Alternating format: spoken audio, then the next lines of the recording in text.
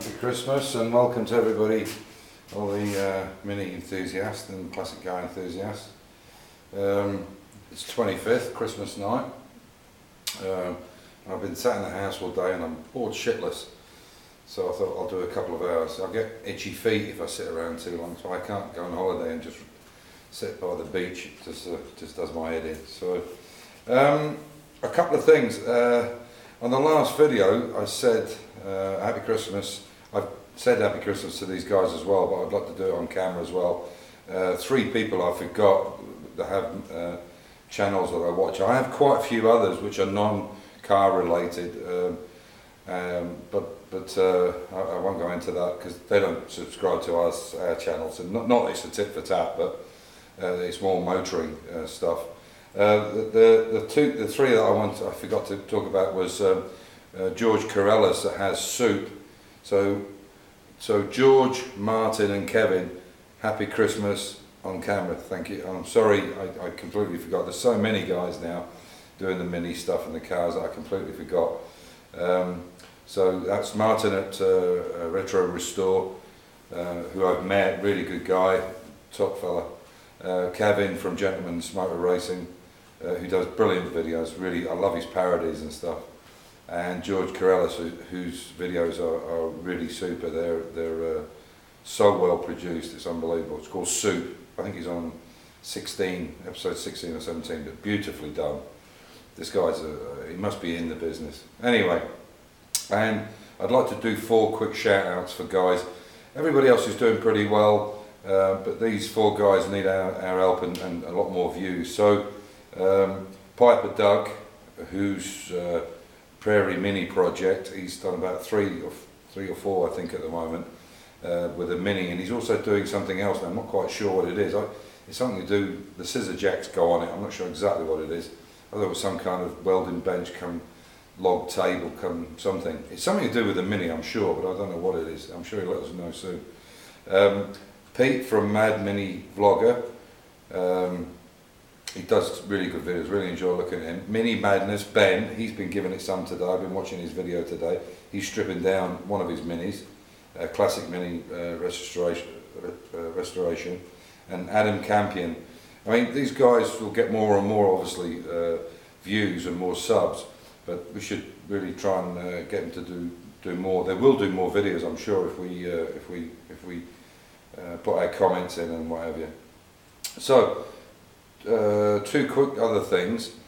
In the new year, I'm going to have 2 guests in the workshop that are YouTube guys. I won't tell you, it's not a secret as such, but we've got to organise timings and everything else. So until they're actually confirmed, I won't let you know who it is, and I'm sure they won't either. But 2 guys that are well known to you, all of you, are going to come out to Austria and spend some time with Amir and I in the workshop. So that's something to look forward to. And lastly, I've decided the registration number I'm going to go with a Mini. If it's available, I'm going to go with ISSI 59, ISSI 59, for obvious reasons. Alec Izagonis and 59 when they brought the Mini out. And I'm fairly sure I can get it, I don't know. But I mean, I could have Hot One or something like that, or David One. I would never put a name on it, but I think ISSI 59 would be a really nice out of respect for Alec Izagonis, because it was a brilliant design. That and the Morris 1000 that he also designed, which I love both the cars. Anyway, so I'm going to show you what I'm up to today. I'm doing the interior for the car, for the Mini, and you can see I've done this one already. It was literally a 10-minute job. This is from Newton Commercials. The stuff is brilliant, it fits gorgeously, and you can see I've done the whole thing. Basically, it fitted superbly, and I'll show you the back. And you can see it's even got the tabs on it, so you can pull the seat up easily. And you can see here inside how I've done it. It's basically just I've used a staple gun and stapled it and left the original material on. So that's that one done, and it was literally a 10-minute job. Excuse me a second. So with this one, I just wanted to show you. This is the original back. Looks a bit scabby, but I mean nobody's going to see it. And now what I'm doing now is just trying to get this top part ready. So the thing the thing with doing any of this interior kind of work is getting the lines. If you have trim lines or you have any edgings, is getting the edgings squared up. You know, you need to pull it tight, obviously, because it's sponge or foam or whatever it is, but be careful that you don't pull too hard on one side and then the line looks wiggly, because it stands out, especially on something like this, which is magnolia. It would stand out like a sore thumb. So I'm being very careful to make sure I get this top line in the right position, and these ears. So basically all you need to do with this is when you go to put it on, pull it and then just double check that the line is good on the side before you put your clips in. Yeah, so take your old clips out and try where possible to put them back in the same place, because you'll find it easier and they won't be loose because they're extremely tight to get on, because they have quite sharp ears on them. And then what I do then is once you get it pushed in place, you can use something like that, which is a little set of mole grips to push it on, but obviously put some material over the material you're pulling before you snap it into place, because obviously what will happen is you'll damage it otherwise, or a piece of cardboard, whatever. And I'll show you those finished up either tomorrow or the next day. And I'll take you over to the car and show you what I've been up to there. So you can see here, just drink my tea for a second, excuse me gentlemen. Oh, it's nice. So you can see here are the two backing plates. Now I've taken them off and I've test driven the car and it's perfect. So obviously what's happening is these are tinkering, or they're making a metallic noise, and you can see there where it's been catching.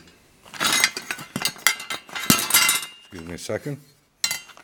That one looks like it's been okay, but you can definitely see there it's been catching.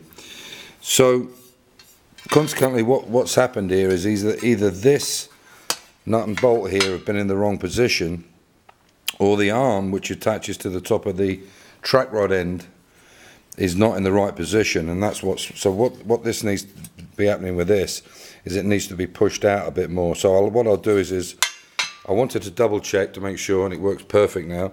So now I know that I need to just change the angle on that bracket which is on the track rod end, which fits on here. And then the other thing is the washers, there need to be spring washers on here, obviously, but the spring washers that were put on were old ones, and maybe they've lost a bit of their spring. So I'm going to put brand new spring washers on it, and I think that'll make a huge difference as well, because obviously it's better, it looks nicer, you get less crap onto the disc and so on. So that's what the problem was. It was making this tinkling noise, which is a bit awful. Anyway, so that being said, you can see I've taken one of the passenger seat out, and what I'm doing here, this is this board I was telling you about that this amplifier was on, and you can see obviously there's a piece missing in the center there, and that was obviously because originally all these cars have a two half moon sweeps on the back. This is to make the seating, you know, so you're left and right of it, and obviously this one's taken out because of that excess hole there to get in for storage. So what I'm going to do is the chances are I probably won't ever use this, but like I said, this was an exercise, the same as the side boot opening was an exercise to see if it could be done. And what I'm going to do is I'm going to make a collapsible box which is hinged, which goes into here and completely covered, so it'll come from the bottom, it'll come up here, and it'll have a lid on it as well, but it'll be collapsible so you can pull it out and put latches on it. Then you can open that door, put all your luggage inside, and you're completely safe if you're rolled over or you're in an accident, because the stuff would be flying everywhere. So that's the idea behind it, and we'll go from there. But as I said, you can see all the carpet fit in these is just great. It's perfect.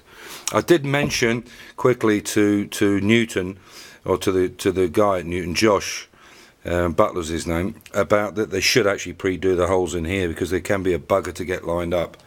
And he said he was going to mention it to his boss, because they fit beautifully.